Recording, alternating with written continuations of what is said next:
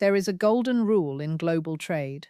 Never hold a market hostage unless you control the supply. Donald Trump just broke that rule, and Mark Carney is making him pay for it in the most unexpected place imaginable. Imagine pulling up to the window on a random Tuesday. You've had a long day. You order your usual combo meal. You reach for your wallet, and the voice on the crackling speaker says, "Sorry, we're out of fries." It sounds like a joke, a localized glitch. It isn't. Donald Trump tried to corner Canada. He wanted total absolute leverage over the North American food supply. He demanded Canada surrender its agricultural exports on his exact terms under the threat of catastrophic tariffs. He thought he was playing 1980s real estate. Mark Carney didn't blink. Instead of fighting on cable news, Canada's Prime Minister made one quiet, mathematically devastating move. And now the consequences are spreading across America like a localized earthquake. In the next few minutes, I'm going to show you what changed, who panicked first, and why this bizarre showdown over potatoes is about to hit your wallet, your investments, and your daily life in a way you never saw coming. Here is what just happened. 48 hours ago, Donald Trump walked up to a podium in Washington and announced a sweeping new executive order. He claimed Canada was price gouging American buyers on agricultural exports. He claimed America was being ripped off by its closest ally. And then he singled out potatoes. It sounds ridiculous to the untrained ear, right? A global superpower picking a fight over a root vegetable. But the US fast food industry relies on a massive, invisible, high-speed pipeline of frozen French fries, hash browns, and raw processing potatoes flowing south from Canadian provinces. We are talking about Prince Edward Island, New Brunswick, Manitoba, and Alberta. Trump demanded a hard cap on Canadian export prices. He threatened a massive 100% border tariff if Ottawa didn't immediately comply. He wanted a win. He wanted to look like the tough guy, forcing America's neighbor to subsidize American fast food conglomerates. He expected Ottawa to panic. He expected a desperate, pleading phone call from the Prime Minister's office. He didn't get one. Instead, Prime Minister Mark Carney did something entirely different. He didn't issue an angry statement. He didn't threaten to sue in international courts. Carney simply ordered the Canadian Food Inspection Agency, the CFIA, to immediately implement a comprehensive internal review of all outbound agricultural shipments to ensure strict 100% compliance with phytosanitary safety standards. Every single truck, every single train car. They didn't officially close the border. They just slowed it down, way down. Within hours, the highly tuned supply chain snapped. You need to understand how tightly wound the American food system really is. Fast food restaurants do not have massive freezers in the back holding a month's worth of inventory. They rely on just-in-time delivery, logistics. The fries you eat on a Friday were likely crossing the border on a Tuesday. When those refrigerated trucks stopped crossing into Maine, Michigan, and North Dakota, the clock started ticking. Today, major U.S. fast food chains are scrambling. Distributors are issuing emergency warnings of immediate nationwide shortages. Franchise owners are staring at empty freezers. Trump thought he was squeezing Canada. Instead, he just locked up the entire U.S. fast food market overnight. You might be sitting there thinking, it's just potatoes. Surely America grows enough of its own food. How bad can it really be? Let me show you the receipts, because the math here is brutal, and it heavily favors Canada. Receipt 1. The volume trap. America eats a staggering amount of French fries, and a massive irreplaceable chunk of that comes directly from Canada. Look at the trade data from just the last few years. Canada exports roughly $2.7 billion worth of frozen French fries globally, and the vast majority of that goes straight into the United States. Add another $500 million in fresh potatoes. Companies like McCain Foods and Candish Farms, operating heavily out of Canada, are the lifeblood of the global fry market. Over 68% of Canada's total potato production is dedicated to processing. This isn't a side hustle for them. It is an industrialized, multi-billion-dollar machine optimized for the American drive-through. When Trump made his threat, he assumed America was the only buyer that mattered, that domestic farmers in Idaho or Washington state could just step in. But agriculture doesn't work like a light switch. You cannot magically conjure millions of tons of specific processing potatoes overnight. Receipt 2. The Border Chokehold. Here is what the cameras caught today at the border crossing in Woodstock, New Brunswick, and at the Pemba crossing in North Dakota. Miles and miles of refrigerated 18-wheelers just sitting there. The diesel engines are idling, the exhaust is filling the air. They aren't sitting there because Canada banned them from leaving. They are sitting there because Carney's government suddenly decided to strictly enforce every single agricultural safety check on the books. They are checking for microscopic nematodes. They are checking soil samples. They are verifying paperwork with excruciating bureaucratic precision. Legally, under WTO rules and the USMCA, Canada is completely within its rights to ensure food safety. Practically, it's an absolute unassailable blockade. You are watching a masterclass in weaponized bureaucracy, and the US cannot do a single thing about it without violating its own trade agreements. Receipt 3. The Wall Street Panic. The market felt the shockwave instantly. Look at the tickers for the big fast food conglomerates. Within 24 hours of Carney's move, stock prices for major US drive-through chains started sliding into the red. Investors are pulling back. Why? Because Wall Street knows exactly what Trump doesn't. Fast food is a game of pennies. The profit margins on a burger are virtually non-existent. French fry is the highest margin item on the menu. It costs cents to make and sells for dollars. It is the exact thing that makes a combo meal profitable. If you take away the fry, the entire business model collapses. You cannot run a profitable McDonald's, Wendy's, or Burger King on just meat and bread. Receipt for the corporate revolt. The phone calls have already started. Reports are leaking out of Washington right now. The CEOs of America's biggest restaurant groups are not calling Ottawa to complain. They are calling the White House. They are furious. They are telling the Oval Office in no uncertain terms that if this Canadian supply line doesn't open up by the weekend, they will have to start crossing items off their menus. They will have to put printed signs in their drive-through windows explaining to angry, tired American voters why their favorite, cheapest meal is suddenly gone. Trump used the tariff as a weapon. He thought it was a sledgehammer that would smash Canadian resolve. But Mark Carney understands that in the modern hyper-connected economy, supply chains are a scalpel, and Canada just made the first perfectly placed cut. This is exactly why Trump is losing control of the narrative, and why his administration is currently panicking behind closed doors. He manages everything by impulse. He sees a problem. He yells. He threatens a tariff. He expects total obedience. It worked in New York real estate in the 1980s. You bully the contractor until they drop their price. It does not work in global trade in the 2020s. Trump is trapped by his own tactics. He escalated with threats. But you can't intimidate a global supply chain. You can't bully a frozen potato. You can't negotiate with a rotting vegetable in a delayed truck when he threatened those tariffs. Corporate America didn't cheer for his tough guy routine. They panicked. Here is the simple, devastating cause and effect chain that Trump triggered. He threatened the border.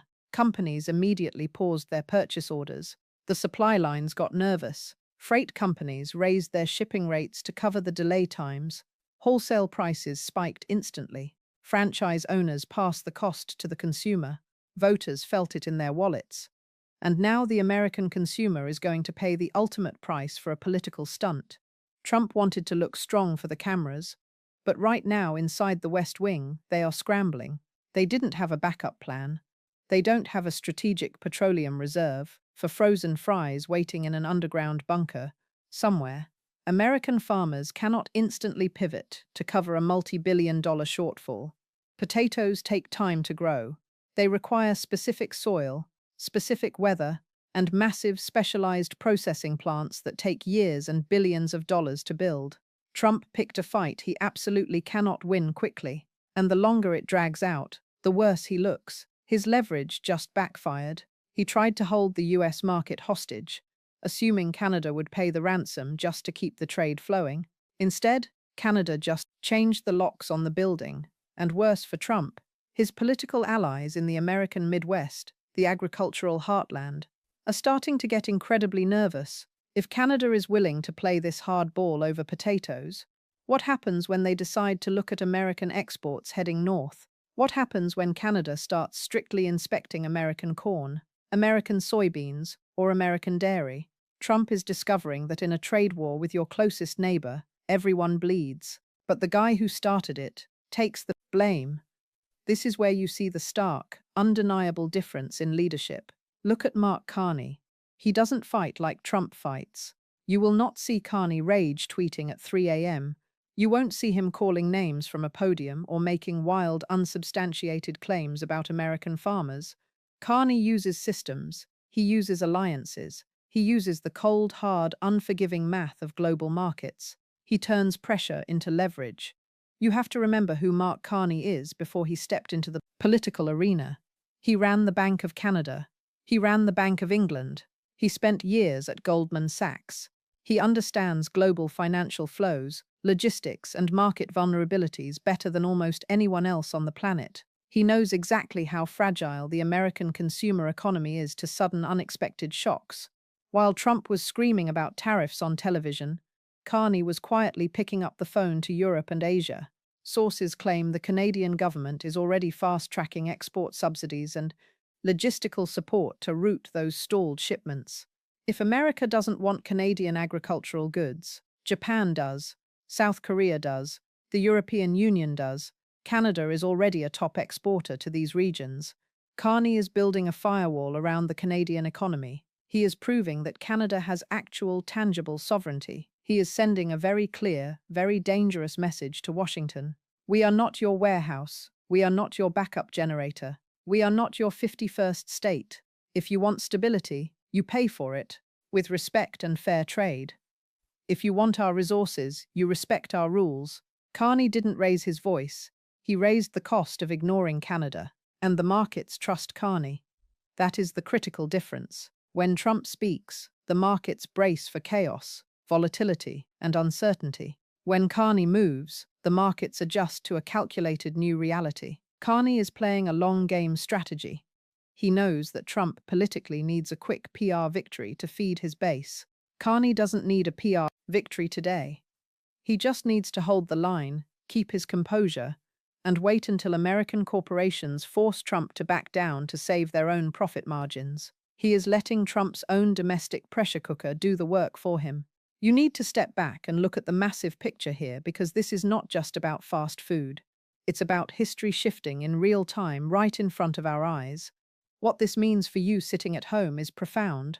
Even if you don't care about Canada, even if you haven't eaten at a drive-thru in 10 years, Canada touches your life every single day in ways you don't even realize. They provide the crude oil that gets refined in the Midwest to put gas in your car. They provide the uranium that powers American nuclear plants. They provide the aluminum in your vehicle's chassis. They provide the lumber in the walls of the house you are sitting in right now. If Donald Trump can break the food supply chain on a Tuesday just to score cheap political points on television, what happens next month? What happens when he gets mad about energy? What happens when he decides to slap a 100% tariff on Canadian electricity flowing into New England during a winter freeze? Prices will skyrocket, jobs will vanish, entire industries will grind to a halt. This potato standoff is a warning siren. It signals a complete collapse of US leadership and global trust. Alliances are not just pieces of paper signed by men in suits. They are the invisible vital threads that keep your groceries cheap, your gas tank full, and your lights on. Trump is taking a pair of scissors to those threads, convinced he can just tie them back together later, and the rest of the world is simply stepping back. They are watching America isolate itself. They are watching a global superpower pick reckless fights with its closest, most reliable, most integrated ally over absolutely nothing. The era of America dictating terms to the rest of the world without consequence is ending, and Trump is the one accelerating the collapse with his own two hands. There was a moment at Davos years ago, before Carney was Prime Minister, where he was asked about the future of global trade. He said something that went largely unnoticed then but rings like a deafening bell today. He said, "You cannot eat leverage. You cannot heat your home with a tariff." Eventually, reality always outbids rhetoric. Trump is trying to feed America with rhetoric. Carney just showed him the reality. Trump didn't negotiate, he demanded. and the Canadian border simply stopped. So where does this go from here? The tension is thick, and the clock is ticking on the American supply chain. There are three ways this plays out in the next 72 hours. Scenario A, the quiet surrender. This is the most likely outcome based on history. The corporate pressure becomes entirely too much. The fast food lobbyists, Wall Street executives, and panicked franchise owners corner Trump in the Oval Office. They show him the internal polling that proves American voters will violently turn on him the second their menu prices double and their fries disappear. Trump quietly drops the executive order late on a Friday night, claims he won a massive, beautiful secret concession from Canada. The border checks go back to normal. Carney lets him have the fake PR win, knowing Canada actually won the war and secured its sovereignty. Scenario B, the escalation. This is the part where normal leaders usually calm it down. But Trump doesn't do calm. He doubles down to protect his ego. He orders the US Border Patrol to start seizing Canadian assets or heavily taxing other imports. Carney, utterly unbothered, responds by cutting off a critical raw material, lumber to the housing market, or even crude oil to Midwestern refineries. The dispute spirals violently from a localized food shortage into a full-blown macroeconomic crisis, sending both countries spiraling into a recession right before an election cycle. Scenario C, the unexpected reversal. Canada simply decides the US is no longer a rational or reliable partner. Carney signs a permanent multi-billion-dollar expedited agricultural pact with the European Union and the Indo-Pacific. The Canadian supply chains, the massive processing infrastructure, are permanently diverted away from the United States. America permanently loses its cheap, reliable source of food imports. Fast food prices in the US stay permanently high, altering the American diet and economy forever. This uncertainty is dangerous, and right now, no one, not even in the White House, knows how far Trump is willing to push this bluff. We are watching a fundamental historic realignment of North America. Donald Trump thought he could bully Ottawa for a quick headline. Instead, Mark Carney exposed the deeply fragile reality of the American economy. One quiet move at the border, one administrative order, and the US market froze in its tracks. Do you think Carney is brilliant for protecting Canada's sovereignty, or is he daring Trump to overreact and crash the entire system? Drop your take below. I read every single one of them, and subscribe right now if you want the next update.